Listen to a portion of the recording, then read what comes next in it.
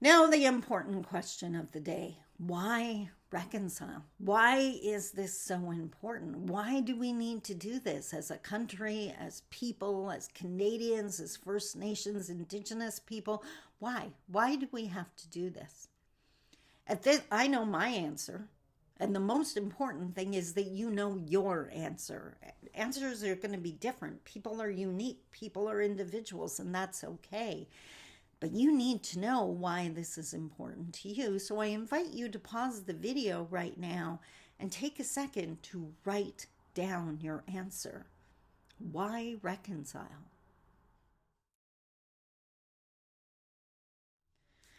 Now, for me, there's two sides to the reconciliation coin. I have a lot of very personal reasons why I want to do this. And then, of course, there's national reasons. So I'm going to run through those for you, and maybe they're going to align with your reasons. First off, let's talk personal. I believe I was literally born to do this work. You see, I'm the daughter of a beautiful, strong Anishinaabe from Couchiching First Nation. My mom was wise and intelligent and funny and carried so much wisdom. But she was also Indigenous and uneducated and female, which meant, considering she was born in 1927, there were a lot of people that didn't seek out her counsel. They didn't listen when she shared her words. But I'm her daughter, and she spoke to me, and it's that wisdom that I now pass on to you.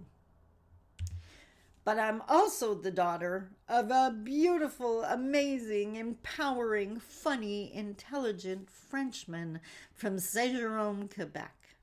My dad, Leo Boucher, taught me that I could be anything I wanted to be if, and only if, I was willing to work hard enough to get it. My dad promised me that there were going to be people that were going to try to stop me, that would tell me I didn't know what I was talking about, that I had no right to say the things I had to say. And he reminded me that I needed to find the people that did believe in me, and I needed to believe in myself. I needed to keep going. It wasn't going to be easy, but it would be worth it. Now, my mom, being born in 1927, she was taught to be ashamed of everything about being Anishinaabe. But as I came to realize in later years, thanks to the guidance of another amazing elder, my mom couldn't help who she was. My mom believed she had one mission, one goal in life, and that was to pass on to her children all that we would need to survive after she was gone. My mom would remind us on a regular basis that she wasn't going to be here for our entire journeys, and it was important that we figured out how to overcome challenges, how to get back up after a fall, how to believe in ourselves when nobody else did. By passing on her teachings to us, my mom guaranteed that even in a world that frowned on her teachings, that we would be okay. Now, the first time this became obvious to me, I call this the church story. And if you look at this image, that is literally the little country church that we used to go to every Sunday. Remember, my mom was taught to be ashamed of her teachings, but she wanted us to have what she called a backbone, something that would hold us up and allow us to stand up again when the whole world came crushing in on us. Because she couldn't share her teachings with us, she did the next best thing, and she leaned on my dad's religion, which was Roman Catholic.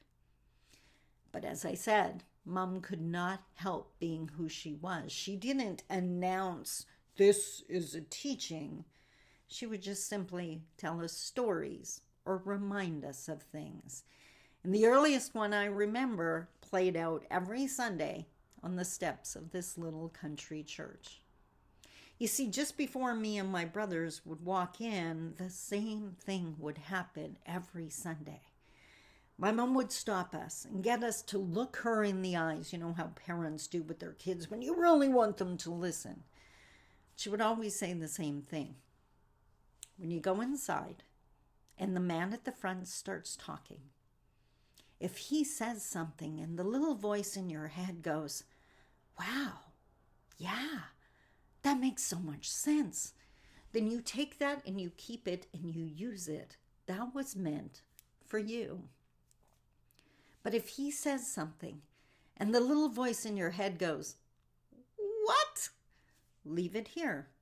It doesn't make him a bad person. It just means that's meant for somebody else. And that's okay too. Use your brain. God gave it to you for a reason. Now, I've been teaching that to youth across the country for the last decade, but honestly, if I was to say, I'm going to teach you the church story now, some of the teenagers may not pay attention. So I came up with a different name, and I call him the gatekeeper. Think of the guardian in a video game, or a grumpy receptionist in any clinic or hotel that you've gone into. You come in, they bring you information, and you're there and you decide, they decide if it gets in or not. Now, if you have a gatekeeper, I'm talking to you, you get to decide, am I going to take this in or am I going to keep it in the lobby? I've already asked you to set your ego aside for a minute to allow the information in. You can kick it back out later. The gatekeeper has that potential, that power. But you have the power to decide. If there's one thing my mom was scared stiff of, it's blind faith. Don't believe someone just because they're talking. Ask yourself, does this make sense?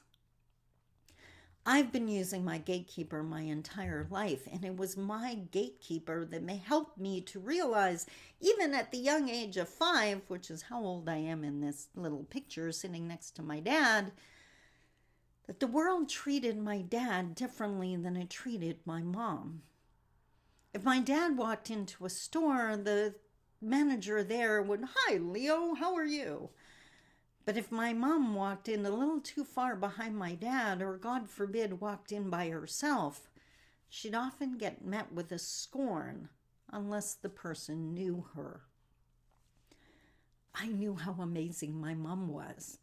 Yet these people were treating her as if she had nothing of potential to offer. So thanks to my gatekeeper and my mom's teachings, I realized at a very young age, the world can be wrong.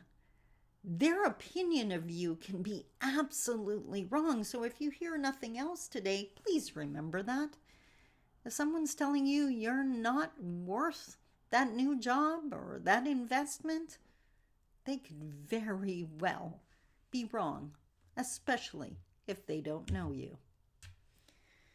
So I was given the background. I was born to do this work. I also believe I was given the style to do this work. If you haven't noticed so far, I talk in conversational English. I don't use a lot of what my mom would call $15 words, those big long words that nobody knows how to spell. And that's on purpose. You see, in my culture, it's all about communication and passing on wisdom. And my mom told me point blank that no matter how educated I get, I must always speak like I'm talking to my grandmother. My mother believed that there was nothing more disrespectful than using language that would make someone else feel stupid. So I don't. And I believe that style has worked well for me, especially in cross-cultural relations. Now, I also happen to believe I was given the professional and personal experience to do this work. Before I became a motivational speaker, I actually worked for 20 plus years in employment and training. I worked at one of those beautiful nonprofit agencies that help people go back to work or go find a new job, go back to school, or even start their own business. We were encouraging people to believe in themselves long before I started my motivational career.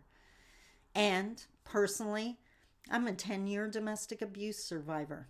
I know what it takes to reconcile with a person that has hurt you or a past that is too dark to even talk about. So I know what it takes, and it is possible, which is why I do the work I do.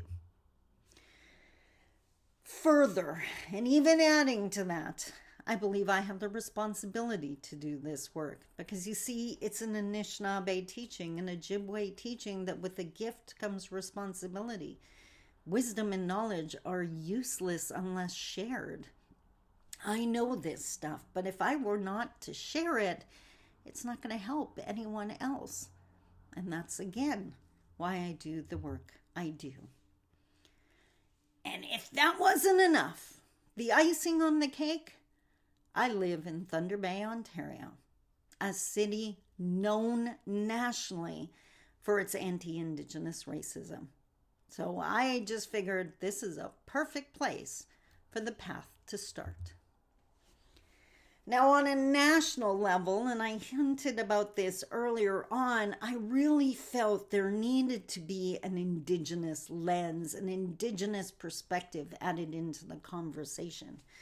I'm 56 years old, so I thought I could add in some age-acquired wisdom that I picked up along the way. And I definitely wanted to remind those people in the very expensive suits that reconciliation is personal. It is always personal. What works for one person is not going to work for the next. What works for one community may be too much or not enough for another, and that's okay. There is no pan-Canadian solution because families, individuals were hurt. When you hurt someone, they're the only ones that can decide what they need to get past it. It's not going to be easy. It's not going to be quick. Our elders say constantly, it took us generations to get here. It's going to take us generations to get out. But it's worth the journey.